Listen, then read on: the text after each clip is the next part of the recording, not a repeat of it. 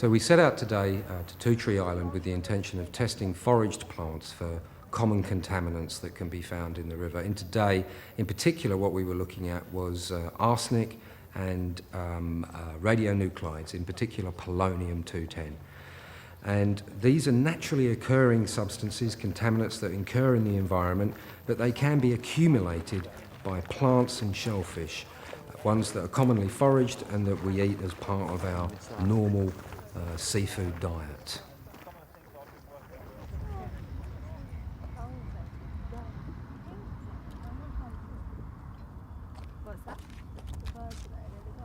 Swiss chard comes from this plant. This is the ancient plant that all of those chard and beetroot and so forth come from. As Marc was saying, it's late in the year for this now, but May is probably the best time for this. You can cook it, it's like spinach, it's just as good if not better. But anecdotally, kids don't like it so much because it's a bit tougher than spinach. If you put basically dam up with those reels, you've got a way of pumping and getting, or even just collecting them. With salt marsh, you'll have early salt marsh species such as samphire, and then building up purslanes, and then you'll see asters as you go up the different levels of salt marsh, which basically depends on the amount of inundation they get. Well, those upper salt marsh plants, if you've got a big sea wall stuck in the way, as the sea level rises, it can't go anywhere, so those species then get squeezed against the sea wall, and that's what they talk about, coastal squeeze, and then eventually vanish. What you will actually get thousands of waders on here. As the tide pushes them off of the mudflat, off of the salt marsh, they then use this lagoon and they'll sit on these high little islands here. The main aims of the workshop for the day were to teach them how to identify a few foraged plants and to understand the mechanisms that might put contaminants or pollutants into those plants and how they can check to see if it's there.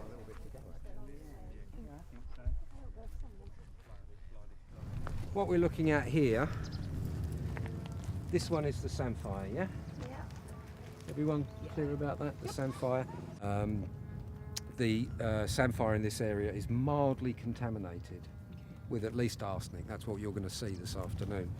So now I'm just going to show you how you pick the stuff.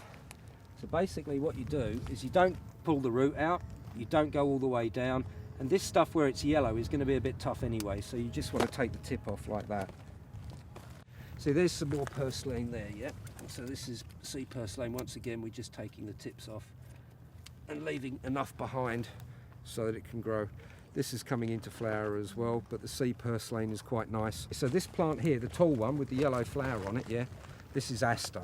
And what we eat off of aster is just these leaves like that, yeah? We can try some of them when we get back. So the aster leaf, this is it's got a similar sort of texture to sorrel. It's a similar sort of chunky, tender leaf like sorrel.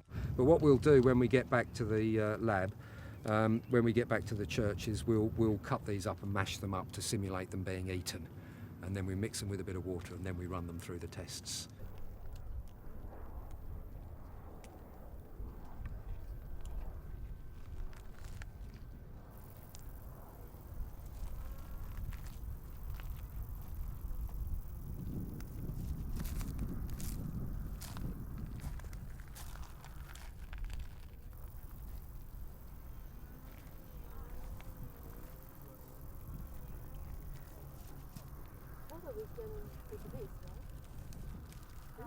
Yeah, this one is a bit yellow sour. I think that's aster, yeah.